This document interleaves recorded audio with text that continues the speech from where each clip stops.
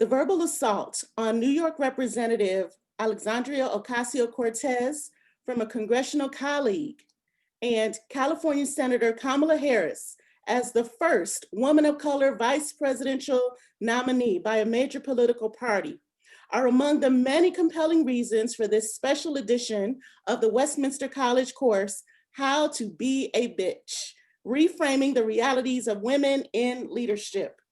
Stay tuned to hear about this course and how the course got its rather provocative name. I'm Dr. Tamara Stevenson, Vice President of Diversity, Equity, and Inclusion, Chief Diversity Officer and Associate Professor of Communication at Westminster College in Salt Lake City, Utah. In just a few moments, we will hear from this well-informed, knowledgeable, powerful panel of Utah legislators.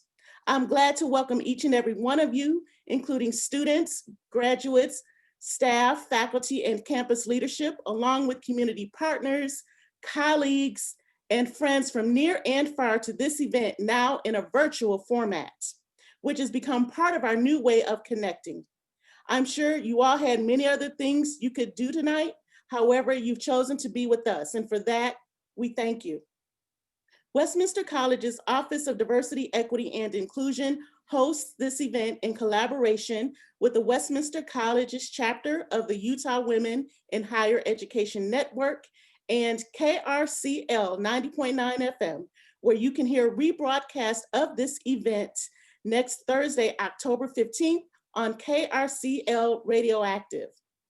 At this time, I would also like to acknowledge Utah's indigenous populations, the Goshute, Diné, Paiute, Shoshone, and Ute peoples. I ask you to join me in acknowledging these communities, their elders, both past and present, as well as future generations. We acknowledge their stewardship of Utah's lands through many generations. Before we begin the conversation, starting with introductions of our panelists and moderator, a few housekeeping details. To ensure that the event goes smoothly, please mute your audio and use the Q&A function to post your questions, which we will take up to about 10 minutes to 7. The chat function will be used to message relevant information going forward, and this event is being recorded for archival purposes.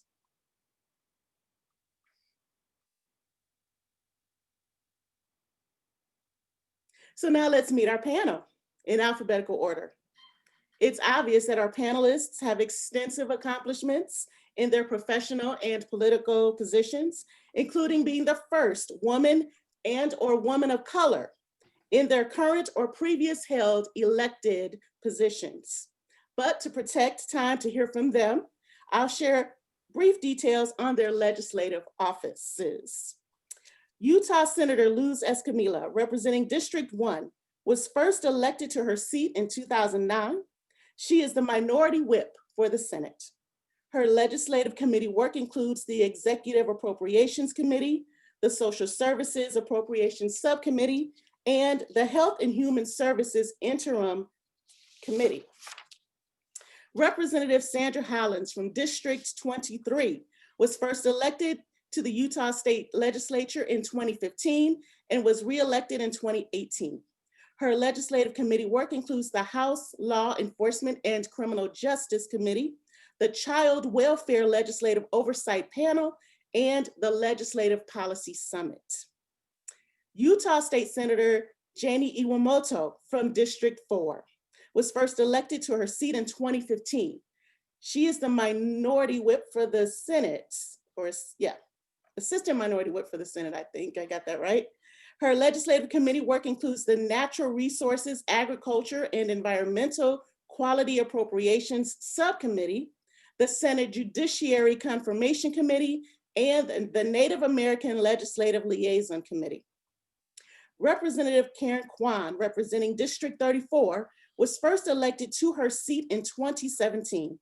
Her legislative committee work includes the House Economic Development and Workforce Services Committee, the International Relations and Trade Committee, and the Legislative Management Committee. Representative Angela Romero, representing District 26, was first elected to the Utah State Senate in 2013 and was reelected in 2018. Her legislative— I'm in the House. House, did I say Senate? Okay, sorry about that. Her legislative work includes the Executive Offices and Criminal Justice Appropriations Subcommittee, the House Ethics Committee, and the Murdered and Missing Indigenous Women and Girls Task Force. Our moderator is Dr. Kim Zarkin. She is a full professor and chair of the Communication and Arts Administration programs at Westminster College. Her current course roster includes Media and Society, Communication Law and Ethics, and Race, Gender, Class, and the Media. Her primary area of research is the regulation of sexually explicit speech, which should give you an idea of how the course, How to Be a Bitch, got its name. So I have the honor of co-teaching this summer course with Kim, which we've done for 5 years now, and it's always an amazing experience. It's always something new. But Kim tells the origin story about the course best. So Kim, what's the story?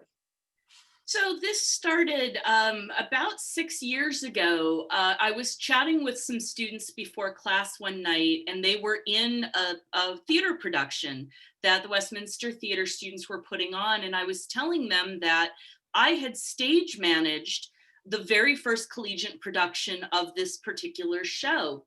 And I said, you know, it was a huge cast, and the director, the student director, hired me because he knew I knew how to be a bitch. And from the other side of the room, a student chimed in, "You should teach a class called that." So that I was like, oh, okay, what would that look like? And I went to the next department meeting and looked at the person who teaches leadership and went, "Hey, Tam, do you want to teach a class called How to Be a Bitch?" And she, as the properly raised young woman she is, was horrified by that. I was neither properly raised or, shy about swearing, but it very much the Westminster tradition of you got to get people's attention. And also that notion, what I discovered through teaching the class, but also making presentations, we call them taboo talks and presentations during Women's History Month, is that for a lot of women, they don't actually know how to be strong, to be a leader. They worry about, how am I supposed to present myself? And am I supposed to be the peacemaker? And I think what we've learned through this class is that many of the gender messages that we maybe thought had been left in the dustbin of history are not there. They are very much present in our lives. And so, and the class continues to be popular, I think in part because we always ask students on the first day, why did you take the class? And their answer is, my family already thinks I'm a bitch, so I figured I might as well take the class, or I desperately need to learn how to do it. And I think for both of us, as well as all of the female presenting faculty at Westminster, we want to model behavior of what leadership means, and how women, in the phrase that we use a lot in our class, how women can take up the space that they need to be taken up. And I have no problem taking up space. I've been leading Tam down my path of evil space taking to the point where she's now a leader in this state on issues of diversity, equity, and inclusion. I'd like to get started, and you can either jump in when I ask a question, or if you all stare at me like my students, I'll start calling on you, or you can kind of wave your hand if you want to be sort of focused. But let's actually start with sort of how you all, these amazing, powerful, inspiring women, how you see all of your myriad identities, race, gender, socioeconomic status, parental status, marital status, all of the pieces that make you up. How do they influence who you are as a political leader? Senators, Camilla, would you like to lead us off? Because we heard such wonderful things from you this past year that I know you have a great story to tell. Thank you. Thank you. And it's always a pleasure to visit the Westminster College community. And I love what you just said about how it's part of the culture of the college to be edgy and push things. So congratulations. I think this is one of the most, is really empowering to see classes like this. And so congratulations to you as a professor and everybody else that's part of this project. Cultural identity is what makes you who you are. And certainly for me, you know, the strongest cultural identity pieces that make me right now who I am, they're changing constantly as my children become older. And as I go from stages from having toddlers, which I have some toddlers, to teenagers, to adult kids, you know, their experiences is making me change many things in the way I see the world and how, you know, we're responding in the middle of a pandemic, for example, in education and their experiences. You know, religion, clearly, you know, it was something that was brought up during my mayoral race, and I was very criticized for my religion, which I happen to feel that's inappropriate and it's sad in a way. But it was part of, you know, that cultural identity was coming to my face when it was never an issue before with 12 years of service as a state legislator, for example. So it was interesting that that cultural identity became a focus of my public service when it was never before in the middle of a campaign. Other pieces, clearly my gender and race, ethnicity, the fact that I'm an immigrant, right?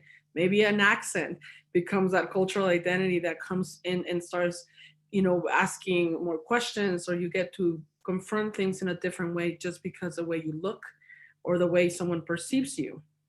So I've learned that sometimes it's what you think, maybe your cultural identities that are important, but sometimes it's also what other people are perceiving you coming forward and having a conversation, you know, the questioning that not only myself, but many of my colleagues that are in this call, that I consider them sisters and friends, and you know, we're very close actually as a group, where we can like share those stories and they're the same. So to me, it's, you know, it's everything that I do daily, my work, my family, my religion, what I eat, where I go and buy my groceries, right? I mean, it's a different corner, it's a different place that maybe other people buy their groceries, because I live on the west side of Salt Lake City, and there are different limitations that we have on the west side of Salt Lake City versus other parts of Salt Lake City, as an example. So to me, it's everything that I do every day, where I come to work, the people that I surround myself, and certainly I feel blessed to have sisters in the fight, like all these amazing women that are in this panel.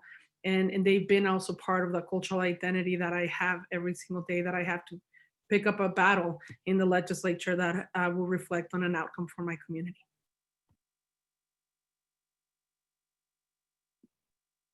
Well, Representative Kwan, this is your first appearance.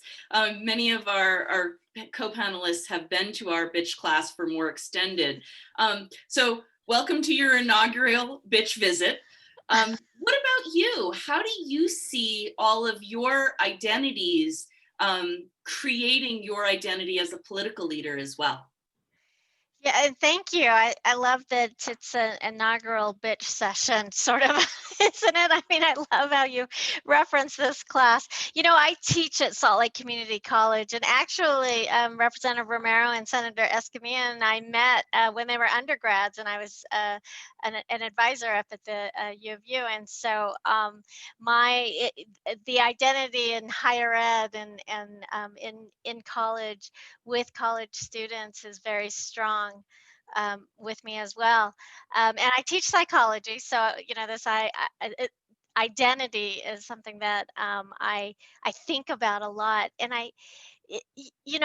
for me, it is in the intersections that my power lies, and I think that our power lies in those intersections, because that is the uniqueness that we bring to the community, that we bring to Utah, and that we bring to the table. But it is also where our privileges lie. The areas in which we hold and experience and understand our identities are areas in which we often we often explore. So what I try to do, and I try to get my students to do, is think about who's not in the room. Who is not here? Who is not being represented? And to think about the impacts to those communities. And so identity for me is much larger than who I am. It's about who we are. You know, and I struggle with that sometimes in a country of independence. And I've been, you know, I was born in America, and I've never been to mainland China. I've never been to where my family is from in China. And but that cultural aspect of interdependence is very strong. And so I see things from an interdependent standpoint. And I think that that really impacts who I am as a human being.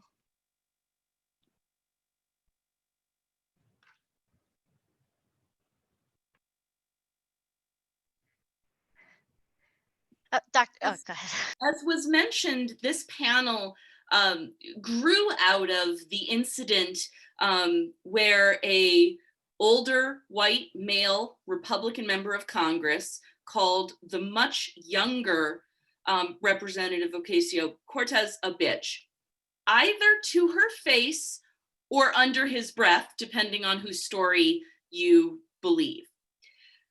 Either way, he was referring to her not in the positive way that so many of my students will talk about. They use the word. What were your reactions to this incident? And what would you say to a young person who saw that? Representative Hollins, would you like to lead us off? Sure. But let me also add that he not only called her a bitch, but he also said that she was crazy and out of control, and called her some other names. I have to say that I was not really that shocked or surprised that this happened. As AOC said, that this unfortunately is a cultural thing. This is something that happens, and that happens to many women. You know, when we stand up and we set strong boundaries, then we are viewed differently. We are viewed as being a bitch. And how dare you set this boundary for me?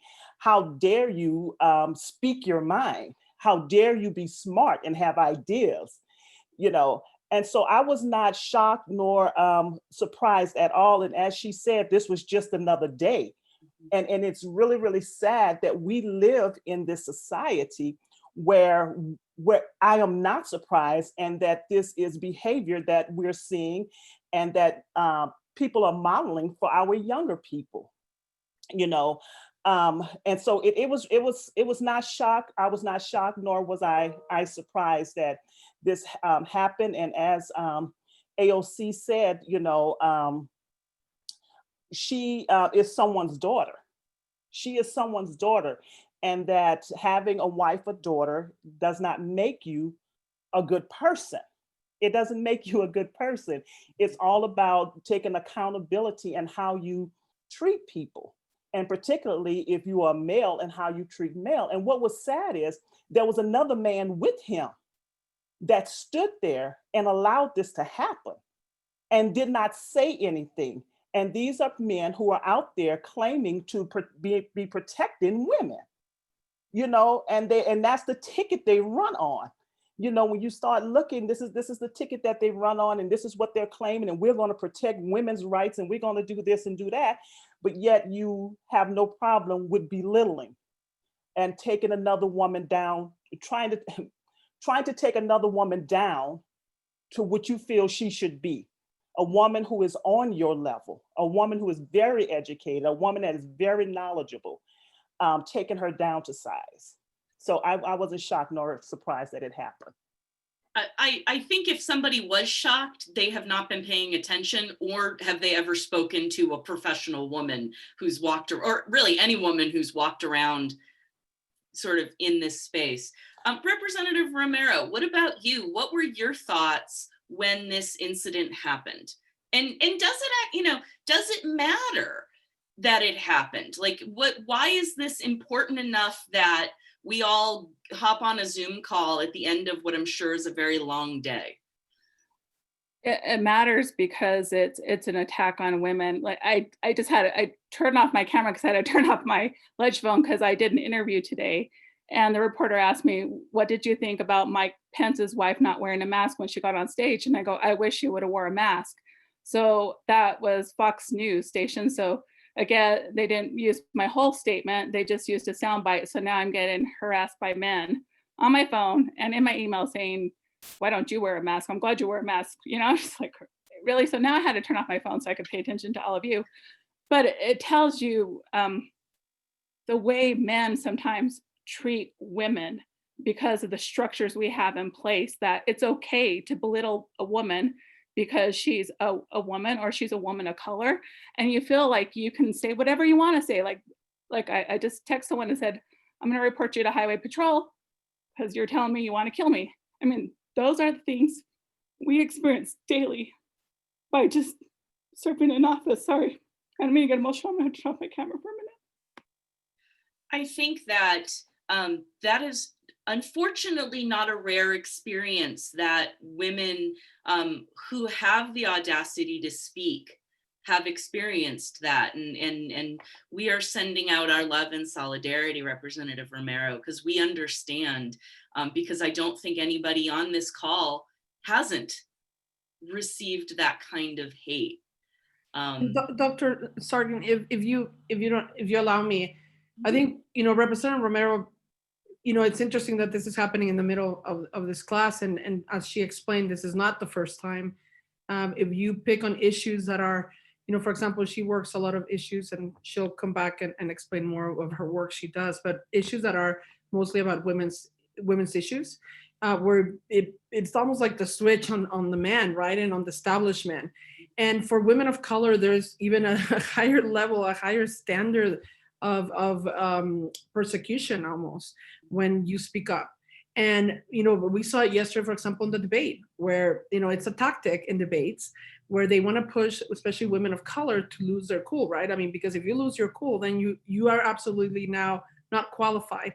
If a white man loses his cool, he's strong, he's showing power. If I lose my cool, then I'm the Latina out of control, right? And it was interesting to see that dynamic and Pence pushing the buttons on Senator Harris. And so, I mean, those dynamics are real.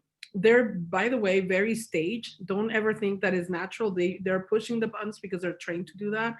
And it's unfortunate because when we have a conversation, there was actually a study done by one of your students, actually, and this is, I believe, let's say 2 years ago, a report by one of your students on how many times the female legislators in the Utah State Legislature were interrupted by a male legislator. I actually happened to be the number one in the Senate to be interrupted.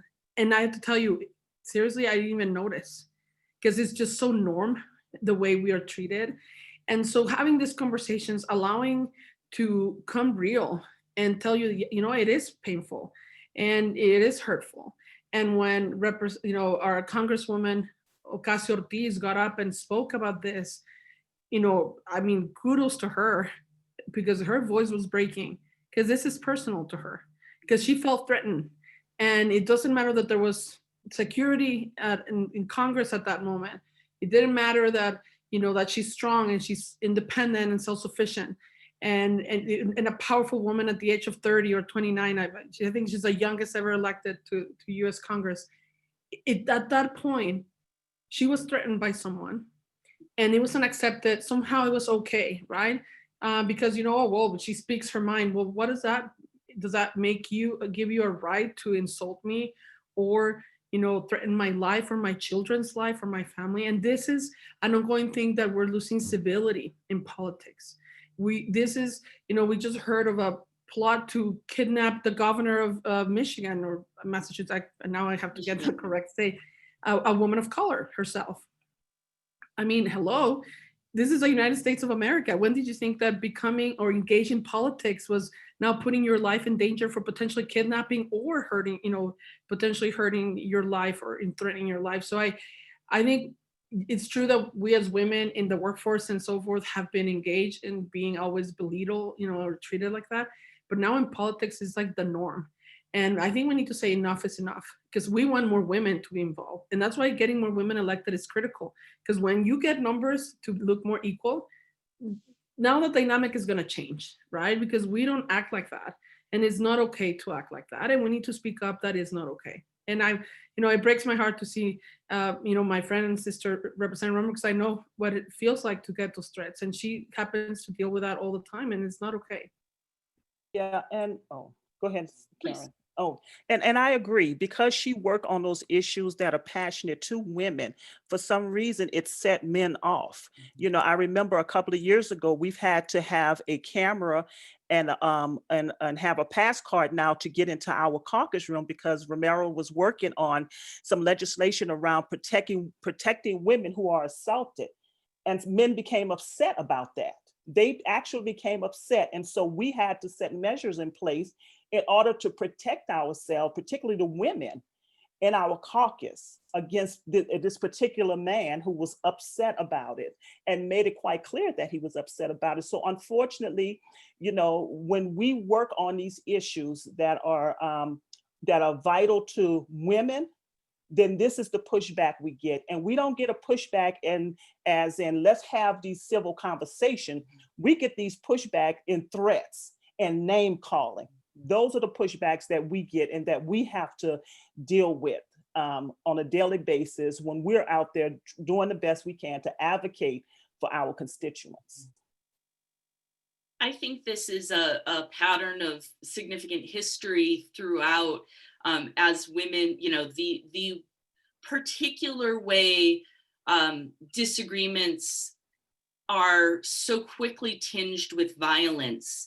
I was talking to my students just the other day that the people who built social media lived in a world, who were primarily younger men, lived in a world where someone might call you a bad name, just go, oh, you're an idiot.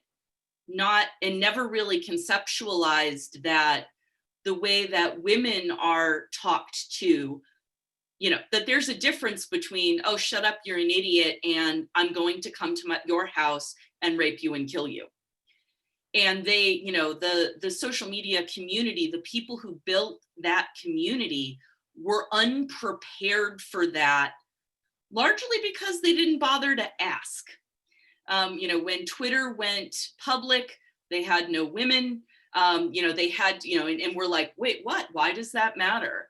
And I think we're seeing the very real effects of why that matters.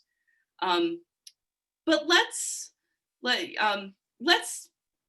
take the moment to celebrate and look at the good news of Senator Harris's inclusion on the ticket. This is a woman that many of people in our audience have been looking at, who have been looking at with great pride because they see pieces of themselves. I know I've had conversations with Dr. Stevenson about particularly her participation in the Black sororities and what that means to Black women in America. But let's talk about, what does Senator Harris's presence on the ticket mean to you? Senator Iwamoto, we haven't heard from you yet, so let's start. What does she mean to you? What does it mean to you to have that? I would just want to say what I liked when she came on last night, and I'm going to say it here too. When I was elected in 2008, I was the first Asian American woman to hold elected office in the state. And that's a pretty sad commentary. I remember saying that at my law school. They were interviewing me and they said, what?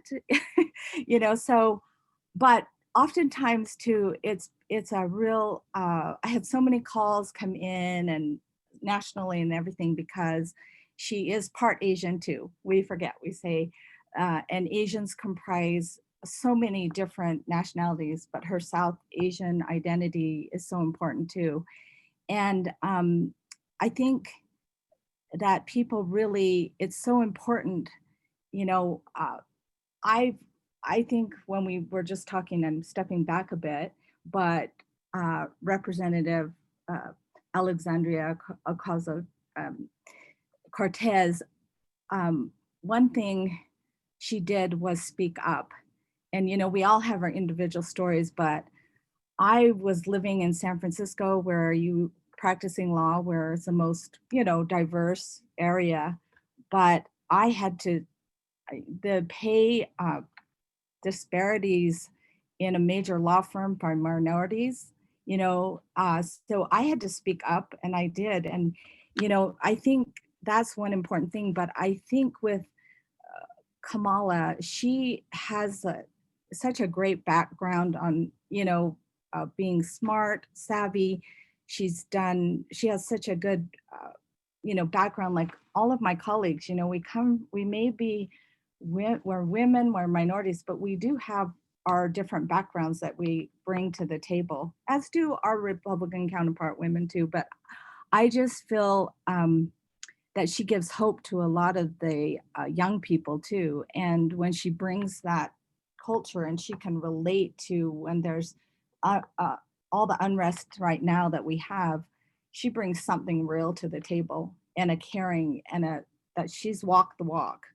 And I feel that, I liked when what we talked about before about Representative Ocasio-Cortez, because she talks about decent men, but decent men, the apologies mean nothing because it's not sincere. And I know we have, this culture of violence against women and structures of power that need to be changed.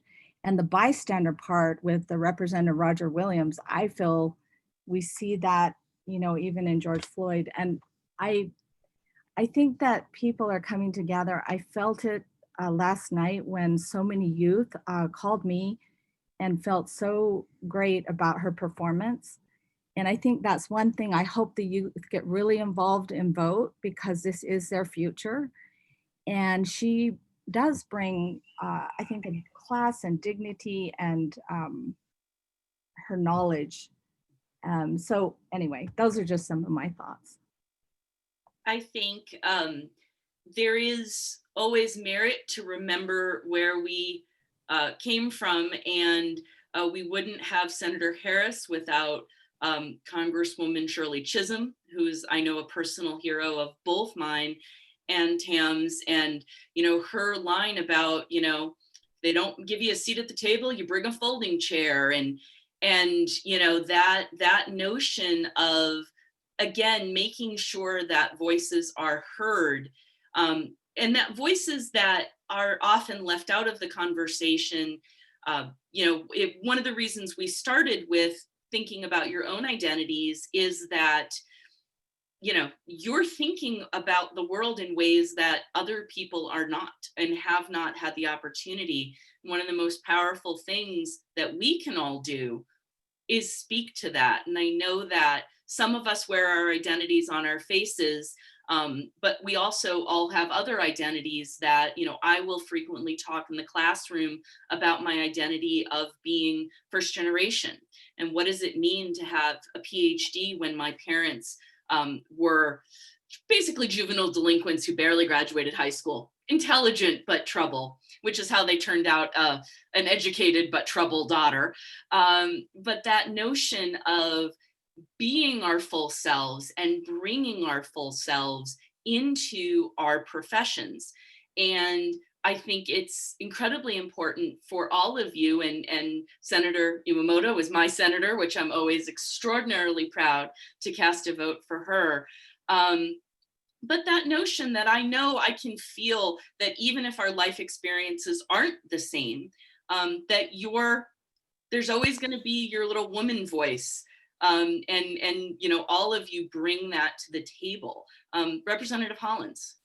Yeah, that just reminded me of something. So I had the pleasure of going to the airport this morning and seeing Senator Harris off, and had a few minutes to speak with her. And one of the most powerful things she said to me that I will not forget, she said, "You just remember, you may be the only Black woman in the room, but everybody who has gone before you and all of us who are the first, we're standing behind you in that room. And that's something you really need to always remember. And it touched me. I was like, wow, wow, what a powerful image.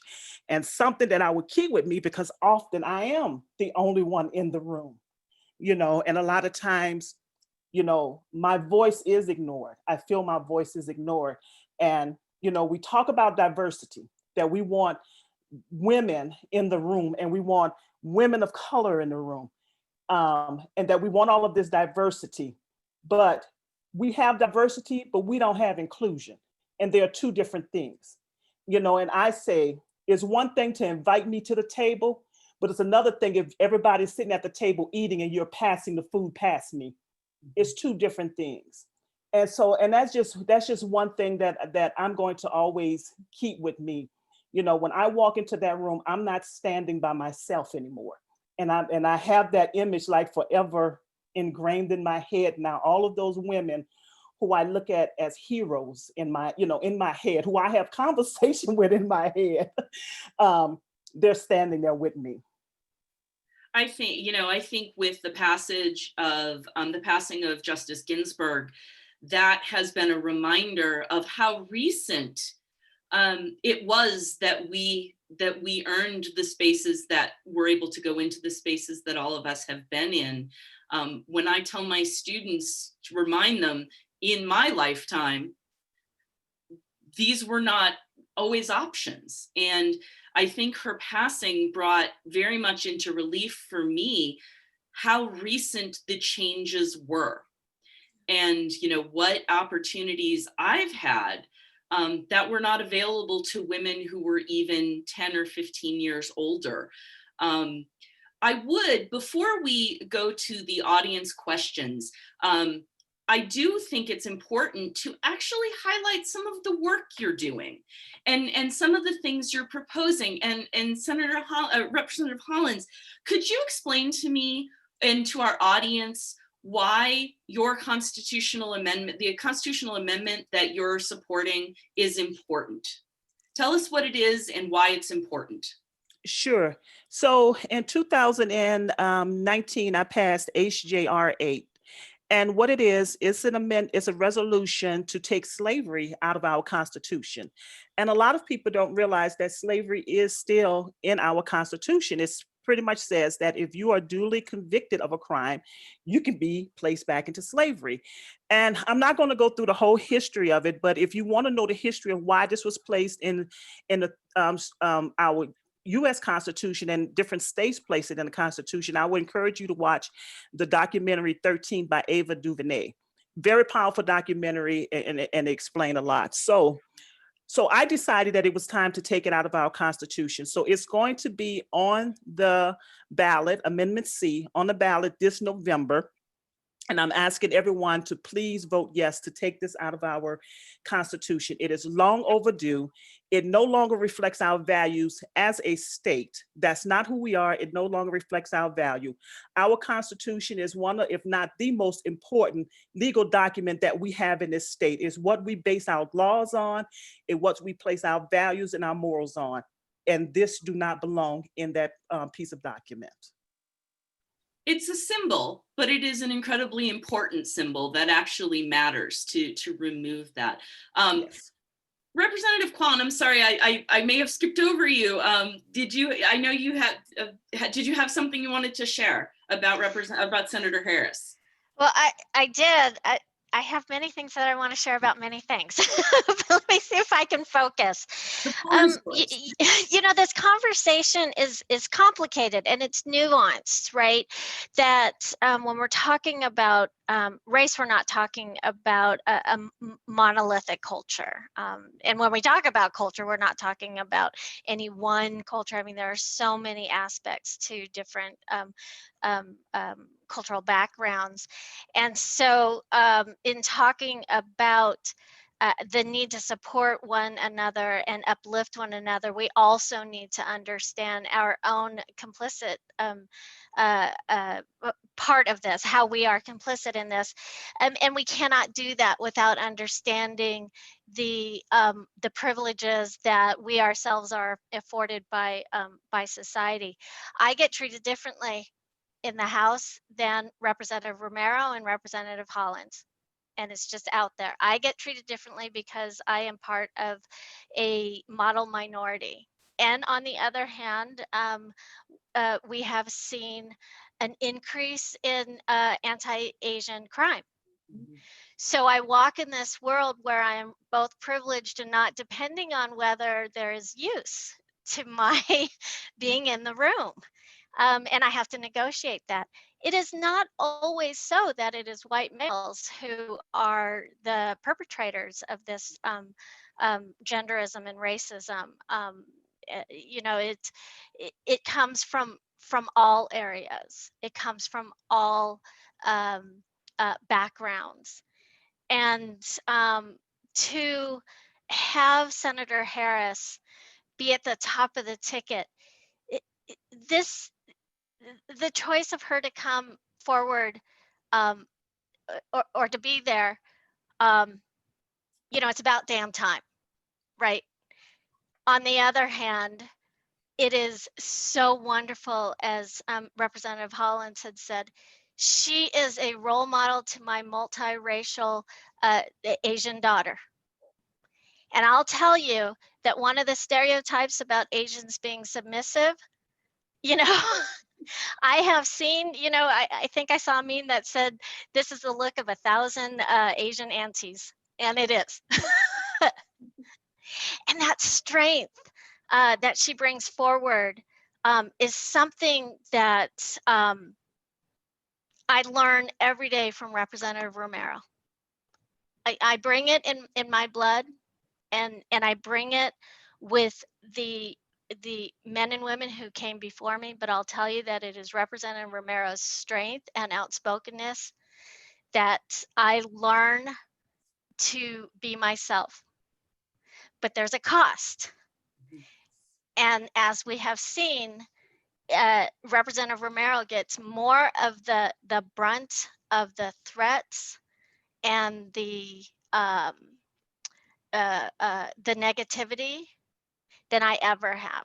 And this is with both sides of the party, with all genders, with all ethnicities, in and out of the legislature. And so what I take from that message is that I need to be a part of the team, and I need to not be complicit in the in the systemic racism, the genderism, in the you know, in all of the isms, right? And I think that's what the lesson that I like to talk to my students about is to, in order to move beyond that, we have to understand what privileges we own.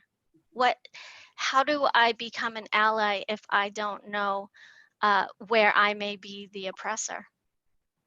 And so many of our good friends don't have that insight, you know, and that's where the heartbreak is when good people, right, don't know the harm they may be doing to our communities. So anyways, thank you for that. We often talk about, in a higher ed situation, moving past allyship into being accomplices. And that notion of understanding when we have weight that we can throw behind or in front of people who need it. And I think that's important for all of us to think through and do the work and be aware of places where we all can grow. I personally want to extend a thank you to all of our panelists, because if you, like me, have been diligently reading your voter guide, logging into, I believe it's utah.gov is it utah.vote.gov, but you can read the voter guide, and what you will see is that explaining especially our constitutional amendments that we're voting on. The authors of those explanations are on this call with us. And speaking as somebody who cares about democracy, I so appreciate that you all have taken the time to educate us as voters on why we should or shouldn't do something. And I won't lie, I read one of the amendments and went, oh, that makes sense. And then I read Senator Escamilla's response and went, oh, no. And I think that's a very good lesson in voting, that we, our job as citizens of the United States is that we need to learn. And I want to thank you all for the effort. I bet there were colleagues who were like, oh, somebody else will do it. And like so often, women are playing cleanup here. And so I just want to extend my thanks to you for caring about our democracy so much that you did extra work, because that matters to at least this voter in Utah. And I mean, if I can just clarify, it's a good, interesting exercise that you notice. Initiatives in the ballot are, initiatives which we went through a lengthy process. Propositions were there in the previous election cycles, and many of you hopefully participated of those. There is a whole process to get an initiative or issues like that in the ballot, and then you have something like the ones you're describing right now. And usually for or to support that constitutional amendment, which is changing our Utah Constitution, it's a big deal. And it goes to the ballot for a reason. You have the right, the support of the constitutional amendment by the sponsor of the bill. So you certainly describe, in this case, Representative Hollins with her very, very important constitutional amendment, right, to just make it right. Please, it's 2020. We are a little bit behind and embarrassing. But then you have to bring the against that, right? And you notice that no one was against, clearly, on changing the constitutional amendment that was proposed by Representative Hollins and passed the legislature. Now it's in the ballots. Power of the ballot of the voters to vote this November. Then you describe the one where I'm the opposition to one of the constitutional amendments. And actually, I was one of the very few that voted against that piece of legislation. And in those cases, the against actually is decided by the president and the speaker of the House. And they usually, bring someone that was outspoken and that was or had an ability to, bring the issue of why you are opposing that piece. So, it actually goes through some process to get your name in, whether it's a clearly, if you're the that means you sponsor that bill. That's a lot of work, of course, in the case of Representative Hollins. And I've had a chance to be on the ballot with a constitutional amendment before for a veterans issue. So property taxes issue for veterans. And in this case, it's my second time on the ballot against now a constitutional amendment related to education and our taxes. So anything that's a tax reform will go to the ballot for the public to vote on. And in this case, I'm extremely concerned that in this constitutional amendment will dilute more of our, K-16 funding, and it worries me. And it was a very smart move, and I give them credit because, like you said, in general and in theory, it sounds great that now you're going to utilize some of this funding for people with disabilities, which is a huge need. And I know the budget, and I serve in the committees that address social services. But, fighting and putting those two very critical issues against each other is conquer and divide and conquer, right? And they've mastered to do that in this one. So I'm very concerned, and I hope people take the time to read, because I only think it's going to hurt especially our public K-12 education. And even K-16, which in this case are 100% of our income taxes go to education. And that's why I'm hoping we can stop it. But, usually people vote yes. It's kind of like a default. So for someone to vote no, it takes an extra step. So I'm hoping people take the time to read. So thank you for bringing that up. And the link to what I'm describing is now in the chat, and you can just also do it by searching for your ballot. That will, I have to say, Utah gets, as a transplanted New Englander who stays in the Intermountain West reluctantly, Utah gets this right. The way the website where we can how we handle mail-in ballots, but also the ability to search and find out what's on your ballot. What are the issues? Who are you going to vote for? Utah gets this, I think, righter than some other places I've lived. Of course, I lived in Texas and Florida before this, so sort of all these problems. I think now would be, as we approach the 7 o'clock hour, a really great opportunity to hear from some of the questions that were posted in the Q&A. So I will pass it back to my colleague to tell us what the audience wants to hear. The questions increased as you shared your stories and your experiences, and we continue to send out love, peace, and strength to Representative Romero. I did check in on her on the side and just said, if you need a moment or please do that. So we continue to just, if she can hear us, spiritually and naturally, we continue to hold her in solidarity in that way. The questions range from asking about morality in politics to when did you have to be a bitch, proverbially or actually, depending on what that is.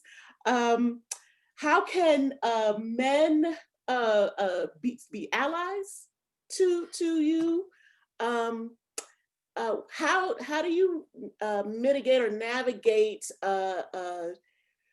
dealing with fear? How do you become more resilient in dealing with fear in these very public-facing roles? But I think a useful question to begin with is asked by a Westminster staff member, Gail Avendano, who asks, Senator Harris did an admirable job of threading the needle last night.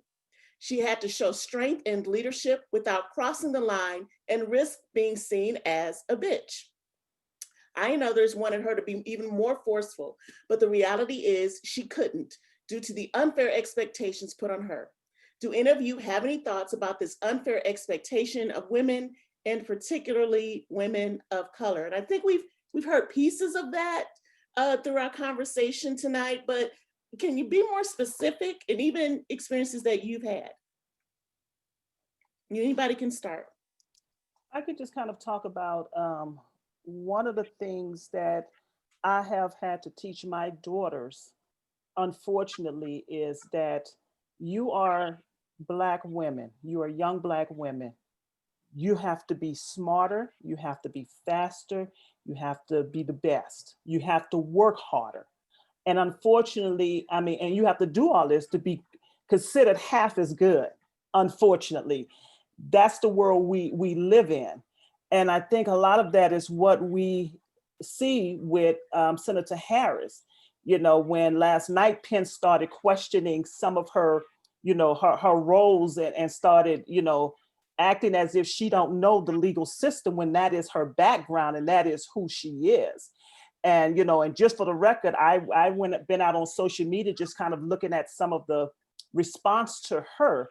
And one of the advisors or commentators for Fox did call her a bitch. In fact, he called her an insufferable, power-hungry, smug bitch is the exact title that he gave her, with all of her knowledge and with who she is, because she did show power last night. And unfortunately, that's when you put yourself out there, this is the pushback that we get. But you have to be resilient. You have to be resilient. You have to look at the people who are giving you the good and the positive. I have learned to surround myself with positive women. These women here, I have my sorority sisters,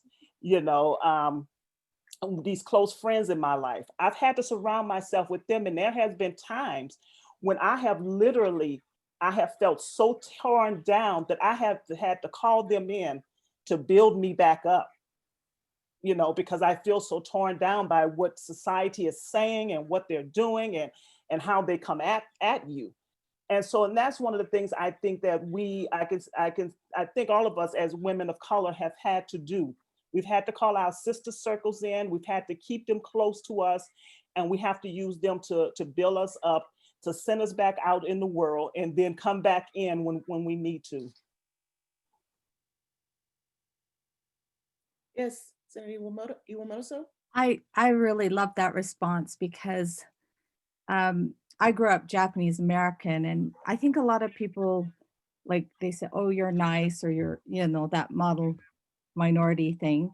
And I learned from those that came before me a quiet strength that they had, and this, you know, and but I think that's so important for us. We do have to do more. One thing is just knowing your facts so well, you know, and I too, there's times when, like, I had a health issue and everything, and for a while, and but you know, I think, why am politics is so nasty right now, you know? But you know, it also is a time that energizes me, because I too look at all my colleagues here and that inspire me. And I think, you know, I just wish I could start over and start differently. But, you know, I have, during the hardest of times, I have found a lot of my inspiration from others, from those that came before me. There's a saying called Okage Samade, and we've been talking about this with trying to redevelop Japantown. But I said it in a speech when I was talking, and it was, we are who we are because of you. And so I do get my strength from others, and from those that came before me. And I have a lot of great mentors, I have to tell you. And I do trust people, but I'm not stupid. And so if I trust someone and you work hard, I mean, I just hope people get so much more involved and energized by what's going on in our world, because it really does impact us. And I hope that I've seen some people that I haven't even registered to vote yet, and I can't even believe it, because I think this vote is so important. And there's so much going against, you know, we have vote by mail, it works so well, and just vote early, because I tried to push to expand the time that they could have for mailing and everything, and I didn't realize that's some push that they're trying to do all over the country to decrease that time. So I just hope we do. And I just want to thank everybody here that I'm with. And you do need people you trust around you. And I'm grateful for that. So I want to unpack something that you just said about wishing you could start over. And I'm intrigued by that, because, you know, knowing what you know now, all of this wisdom and all of this seasoning, and we have young women on our panel, we have seasoned women on our panel. What would you tell your younger self? And all of you can contemplate that question. And I kind of want you to even think about how you might process one of these questions here, which has to do with misogyny in the legislative system. So knowing what you know now, what would you tell your younger self about misogyny? And how you might deal with that or not? You know, if it's okay, yes, I was the youngest senator elected at 29, 12 years ago in 2008. And I wish I could have known a lot of things, you know, in retrospect. Yeah. It was hard. I mean, I had senators that will be like, I'm not going to listen to you. You're younger than my daughter. I mean, I will get that comment on the Senate floor as I'm trying to interact with them. And it took years to build a reputation, a relationship. So a lot of it is relationships. And it's really sad, because I can see now how they treat other new senators coming in, freshman senators coming into the Senate, because they're men and they look like them and maybe they can relate. They don't never put that threshold that I had to go through. And so there's a lot of unfairness. And so I wish I could just go back and tell the younger Luz, right, that it's going to be okay, that I don't have to ask permission, that really you know, all of us are in this panel, all of you that are in your capacity, in your, wherever you are, whether you're a student, a professor, us as elected officials, we're there because we got there because of hard work. I mean, like, none of us got this for free. And I got elected, like my colleagues got elected, like everybody else, by one vote at a time. And for a long time, you feel you have to do this catch up on making them feel like you have all the information. I think Senator Wamoto just said, right? I mean, you have to have all the facts, and they'll go and check on the facts that you just provided, right? It's unfortunate. So we are almost conditioned to work twice as hard, be twice as good, just to get to the table.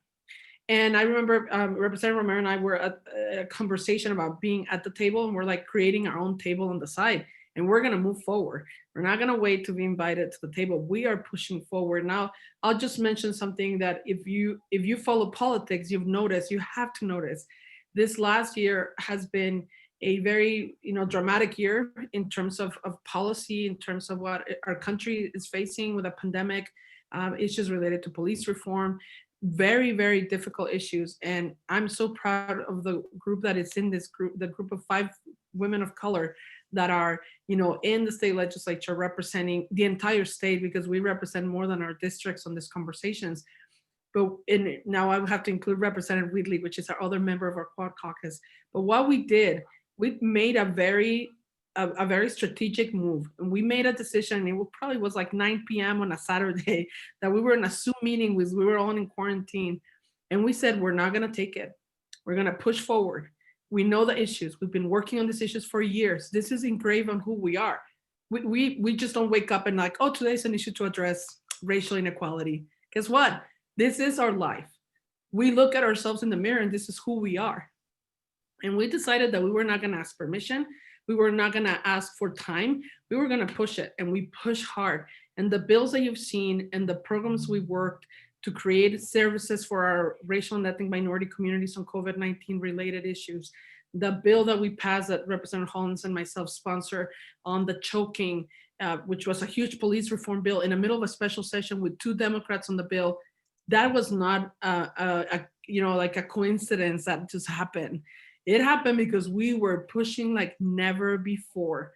And I am so proud. It doesn't matter the outcome to me of this election for me personally, because with my experience, I've never seen more unity coming forward of a group of legislators of color that are said enough is enough in Utah. And it hasn't been easy. And we have had our pushback. I mean, real pushback, name calling pushback from people in our own party, where we felt, because in our case, the 6 of us happened to be Democrats. And look, that's not our fault, right? When we got the majority on, well, where is the Republicans? I'm like, I don't know. You may want to go and ask that question. Why do you guys have no Republicans elected of color? Clearly not my fault. So, you know, I just want to say, please know that this year has been this transformational in so many levels. And so it, at the same time, the stress level for all of us, all of these women that are here, and of course, we just saw one with one of our own colleagues and one of our sisters, where this has been the ongoing process. It has been a tough year, but at the same time, it's because of what you said, right? I mean, we could have done many things, but this year has opened the doors, and that's why we're asking people to get involved, because you should vote like your life depends on it, because it does. And that to me is the strongest message I can put out there. Your life depends on this election cycle in so many levels. So vote because of the presidential, as frustrating as it is to be in Utah with 4 electoral college votes. Vote like your life depends on it at that level, and vote for everything else down the ballot, because it will impact your life.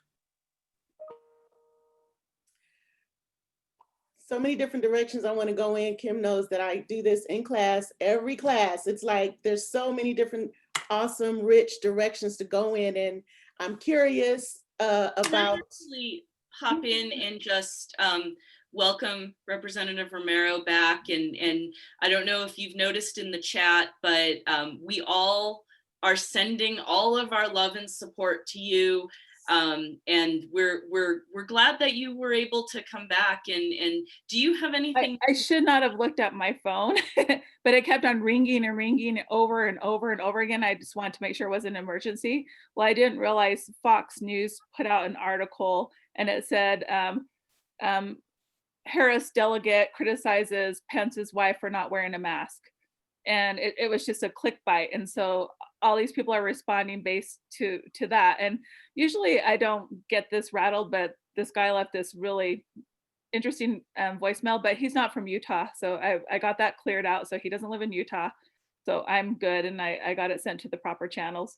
But again, this is some of the stuff we take all the time. As we were talking about stereotypes, I'm either sexualized or which happens quite a bit, or people, and this is not just men, they describe me as they're afraid of me.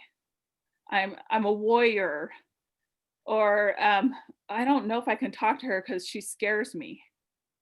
And so it's really interesting how even people play us against each other as legislators. And so that's one thing that I've emphasized to all of us, and especially us that are in the House, is like, we have to make sure we're taking care of each other, because if we're not taking care of each other, who's going to? And a lot of times people will try to play us against each other. And these are not just Republicans, these are our own members. And so we've really had to make a commitment to each other that we're going to take care of each other. So if someone goes to Representative Kwan going, how are we going to control Angela? Because that's happened before. She's saying there's nothing to control. We need to respect her for who she is. And so these are the challenges we face, even amongst progressive or people that claim they're progressive. And so that's where we have to always check our own biases. We all have, I've been in, me and Representative Hollins and Representative Kwan had the pleasure of meeting with Senator Harris today. And because of that, I've had a lot of interviews, and I've been in back-to-back meetings. So I think I was just a little tired too. And then someone just set me off, and it happens, I'm human. But the thing is that what we bring to the table, to the legislature, if we weren't there, these conversations wouldn't happen. What Sandra did with bringing up slavery still in the Constitution, a lot of people, even I wouldn't have thought about that, but she brought that to the table. What Senator Yamamoto and what Representative Kwan have been able to bring up, Senator Yamamoto, she doesn't tell a lot of people this, but a lot of her work is on sexual assault. And a lot of her work's on domestic violence, and she passes policy all the time that are protecting women. And a lot of people don't see that, because she's not, many of us don't brag about ourselves. Like, there are a lot of people who use social media, and we've had even people within our, not I'm talking that are in the legislature with us, but other women come up to us and say, oh, you need to have more of a social media presence. You need to be a social influencer. And we're like, no, we're on the streets, we're in the community, we're doing the work. We don't need to tell everyone what we're doing picture by picture or play by play, because we're raised as community organizers. We're organizing within our communities, and people want to let people know what they're doing on social media. That's great, but we don't have to, that's not how you organize. That's not how you bring people together. That's one medium you can use. And so these are all the things that we're learning as we go together. But the one thing I've enjoyed, and we have Mark with us, is we've just taken a stance and we've stuck together. And as Senator Escamilla said, people criticize us. They're like, well, why are they leading out on this issue? Why are they leading out on police reform? And it's because we've been leading out on these issues before, you just weren't paying attention. So welcome to the room. Because now when we're talking about police reform and racial justice, we're getting emails all the time now telling people, saying, stand up for people of color. And I'm like, I stand up for people of color every day when I look in the damn mirror. So don't tell me how to act or how to talk about people of color. And so these are the things that we're getting from people who don't even know who we are, don't know our backgrounds, don't know our history in the community, trying to tell us how to act and how to support people of color when we are people of color. So that's my 2 cents right now, since I've been offline for a minute. Thank you for showing up. Thank you for showing up, because you could have just checked out. I mean, we all deserve and need self-care at this time more than ever.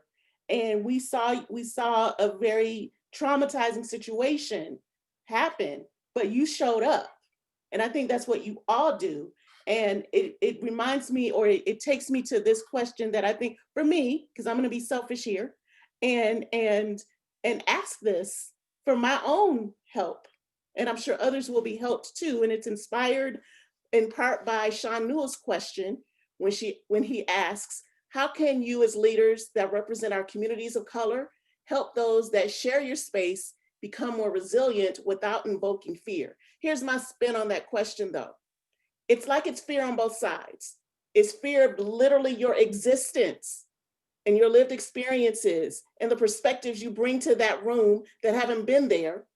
And it's the fear of the policies that you're creating or you're changing or you wanting to dismantle or you wanting to erase because they cause structural harm. How do you balance that? What keeps you going? And can I add to that? It's a fear of knowing my lived experiences, knowing, because I've had legislators that asked me before, when we discuss this, are you going to bring up race? So, well, yeah, I may. If it's racist, yeah, I'm gonna bring up race. Yeah. And so I think that fear also is a fear of my background. It's a fear of what I represent. It's a fear of them having to speak to something that's uncomfortable. It's a fear of being uncomfortable. You know, I say all the time, I'm not here to make you feel comfortable. I'm here to make you feel uncomfortable, and I'm here so we can have honest conversations around you feeling uncomfortable.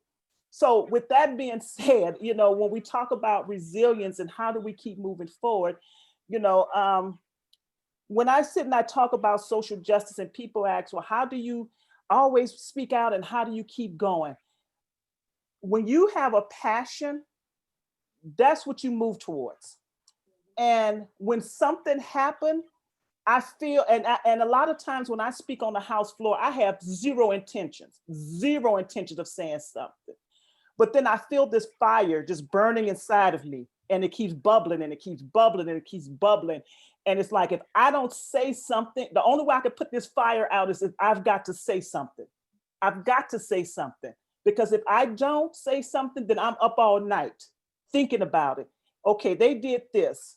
If I didn't say this, or I should have said something, how is this going to impact my community because I didn't say something? How is this going to impact this particular group of people because I didn't say something? So you have to say something. And how I keep going, I allow myself to have pity parties. I'm going to admit, I allow myself to have pity parties. I will come home at night and I will tell my husband, I'm not doing this anymore. I'm quitting. This is my last time running. I'm not doing that. And he'll say, okay. And I will go and I will lay in my bed and I'll watch cartoons or something totally silly that I don't have to think through. And I would just have this pity party and I'll eat Cheetos and drink sodas and do whatever else. And I'll put a time limit on my pity parties. And then I'll pick myself up and say, okay, it's time to get back out there and fight. So that's how I protect myself. That's how I keep moving forward. Please more, share. So, you know, for me, it's not really a question of how do you do it, because I just do it. You know, I just feel like so many of us women just do because we need to do it. You know, how do I get up every morning and wake up my daughter and get her ready for school and you know, get her on her Zoom classes, and how do I do that? Well, because it has to be done. It's not a how, it's because it has to be done. You know,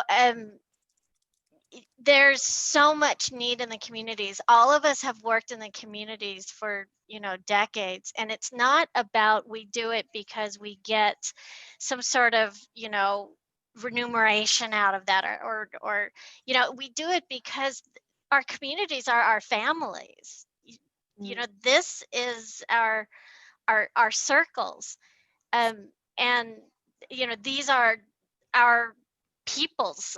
You know, so it's not about working for money when we're working in the community. So many of us do it as volunteers, being a community leader, and then you see the need, and it's just day to day to day. Now I have to do these 3 things, and on my, I don't mean have to, I mean on my list of things that I need to accomplish. Here are 3 things that I need to accomplish in addition to the 20 more that I know are going to be thrown at me today. In addition to, then I need to go home and cook and clean and, get my kids ready for bed and homework and all of that stuff. There's no time for me to sit and think about, am I going to, how do I build resilience in myself? But I do have to say that I know. So I know after the election, I am going to, I've given myself, like Representative Holland said, I have given myself a couple of months then. You will not see me then because, my brother passed away, and I have rejected that idea. I have rejected it. I have denied it. I'm not facing it because I can't. Because if I do, I am just going to be gone. So, it's just, I had a friend who, when she was asked that question, how do you do it every day? She says, every night I feel like I can't do it. And if I wake up in the morning, then I know I can. And I just take that on and I just say, I'm going to keep on keeping on, because that's what we do. And in the meantime, what we need to continue to do within our friend groups, but also within our communities and in our state, is we need to create these communities of caring wherever we are.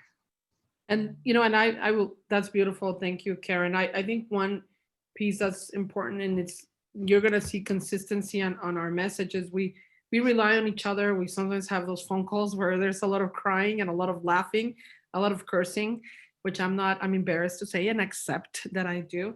But, and there's the moments where it's your partners and your family that take the blunt of your, desperation and sadness and frustration. And this pandemic has been, the epitome of just coming home and seeing that there is 1,500 new cases, and you're like, why? All the work done to educate communities about, masks, the importance of wearing a mask and social distancing, for then a policy being implemented where they take that away, where schools are allowed to have homecoming dances and sports activities when we know it's infecting people. So, I get home and I'm like, this is not happening. I mean, like, no matter what I do, no matter how much I spend time working, it doesn't make a huge difference. So it's moving the needle that sometimes we don't see. So I think one piece that people can do, because we usually react when we're angry. So when you don't like something, you tend to be very vocal. And some people are great, we get those emails, we get those phone calls. When you like something, when you see something positive, do the same. Send a nice message. I appreciate when I get a good email saying, thank you for the work you're doing.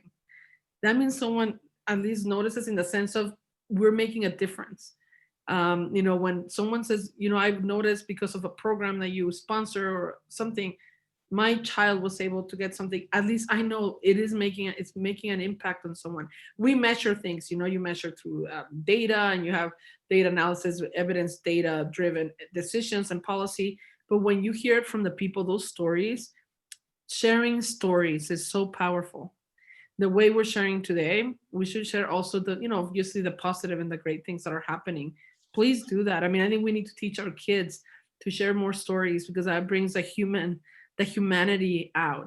And I think it makes it for more communities that are stronger and more powerful, because we all share our stories. But I have to say, I love Representative Holland's talking about her cartoons. That since my dad passed away and, been through this roller coaster of emotions, Korean drama and Chinese drama is kind of like where I go. And that's my hours of relief. And everybody laughs because that's all I talk about, guys, K-pop and K-drama. And it has been therapy for me. So I'm saving money for my family because in terms of therapy, but that's what does it for me. It just takes me away from, some of these very difficult things we have to deal on a daily basis.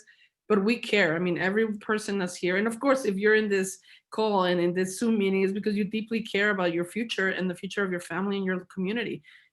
some people have this tendency to disconnect, but when you realize how it affects you, I mean, how the vote for your city council makes a difference on the school board.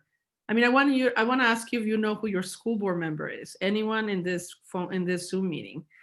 Right now, the school board members are making the most difficult decisions when it comes to the education of those kids. They're the ones that, by the way, hands off, because we are all about local control. They are making a decision whether a kid goes to school or not. So when I hear someone saying school board, they don't even know that there's a school board member elected that is making those governance decisions. The state legislature, you know how many races we've lost by 2 votes? We've had House districts lost races by 2 votes. That person has to go back the next day and know that 2 people didn't vote for her or him. I mean, it really is to drive you nuts. I mean, someone didn't wake up and send that ballot, and that was the vote you needed to win. So know that every vote matters. Know that every email matters. Disclose that you're a constituent. Let your legislator know, even if you say, oh, well, it's a Republican, they need to know that you live in their district, that you're a voter, and that you reside in the district, and they represent you as a constituent, and then you should have your voice be heard. And you exercise that through an email, a phone call, a text. Please be cordial and respectful, clearly. I mean, don't do what they did to Representative Romero, and because that doesn't get you anywhere. So I think that exercise of sharing stories, of sharing your feelings, your thoughts in a process that engages a conversation in a respectful and civil way is what we need. And I have to say, for us, is when we get together, the 6 of us, this therapy, and there's a lot of, just crying, laughing. It's a combo of things. And we all have our own, inner ways of dealing with stress. I know Representative Romero loves to hike, and she does the most beautiful hiking. We see some of her pictures. And, and for some of us, we do different things. But for me, hands down, has to be K-pop and BTS. And of course, Korean drama and Chinese drama, which are the best. If you guys ever want to talk about it, I can do a whole class on that. So there's a lesson particularly for our younger women who are listening tonight, that many of us are given the message that emotion doesn't belong in the workplace or in this, but the reality is that it does, and that it is honest, and it's part of us to be able to express this emotion. I'm a frustrated, I cry when I'm frustrated, and I've cried in front of people that later I said, well, maybe I shouldn't have cried because, women and power but honestly, don't you all feel inspired by the raw honesty that we saw tonight, the way we were moved by our experiences, our ancestors, our connections? This is where we should be, not in we got to pretend like we don't have emotions. Let's, women can be the leaders in saying, yes, this is part of the conversation because this all matters. And so I appreciate that you were honest with us and authentic with us and expressing your real emotions. I wanted to say something. When I won county council in 2008, I was told, when you go in and give your acceptance, don't cry, because this Perry Sorensen, who was kind of mentor in journalism to me, he had passed away and his son was coming, and I kept practicing not to cry. And that day when we gave it, Mayor Caroon, Michael Jensen, and Max Burke, they were all crying. And I it's funny because too, in my law firm, they said, okay, you got to be tough with staff and all this stuff. And that's just baloney. Just be who you are and exactly be your authentic self. And I just want to say that we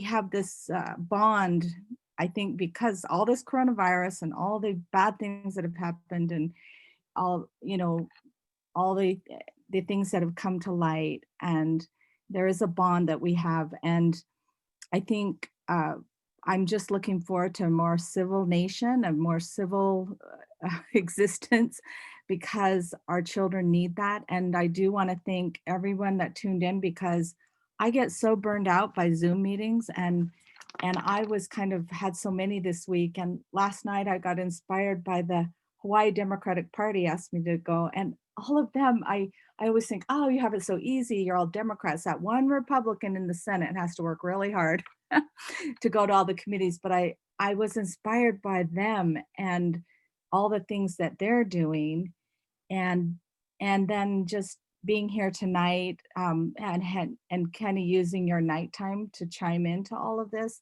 I'm really happy to be here with everybody. I can't see everybody. I wish I could, but the people that have come to listen. And I want to just thank all of my colleagues and both of you for doing such wonderful things at your university. And thank you. I just wanted to thank you. Kim, closing thoughts? I want to again say thank you to everybody that remembering that people are out there working in on the same things you care about, and letting your representatives know what you care about is in fact what makes democracy, in my opinion. So thank you so much to our wonderful panelists. It certainly makes me happy as my little liberal self in Utah to see such amazing women that maybe we have policy disagreements, one here or one there, but man, am I glad you're there. And so thank you for fighting the fight for all of us. And as someone just said in the chat, thank you for everything you do for the state of Utah, because you all matter. I echo all of the gratitude that has been shared in the chat, shared in people's thoughts. A special gratitude for Representative Romero, as she has been dealing with what she's had to deal with today, but still showing up. I know we could not get to all of the questions tonight, but as we say in the class, our representatives are always open to hearing your constructive comments, right?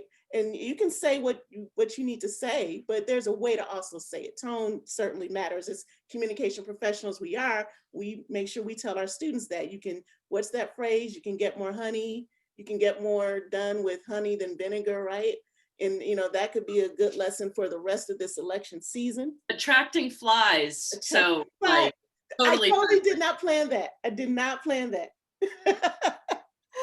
So thank you to everyone who made this special event possible, including support from the Westminster College campus community. You always show up. The Office of Diversity, Equity, and Inclusion, the Westminster College chapter of the Utah Women in Higher Education Network, our panel, our amazing, awesome, resilient, resourceful, every great adjective that ever exists panel, my awesome colleague moderator, Kim Zarkin, who has just been a champion for me from day one, 8 years ago when I came on this campus and came to Utah and didn't know how I was gonna make it. So apparently I'm making it some kind of way, but I'm doing it because I have great people in my life. A recording of the event will be made available to registrants. And again, KRCL listeners can tune into Radioactive for a rebroadcast of the conversation. There is a survey, just a quick survey in the chat to help us figure out what we can do better. And our next Westminster College Diversity event is next Wednesday, October 13th, our Bastion Foundation Diversity event, Rethinking LGBTQIA Students in Collegiate Contexts. Let's continue to learn from the past and listen in the present so we can live a better future. Good night.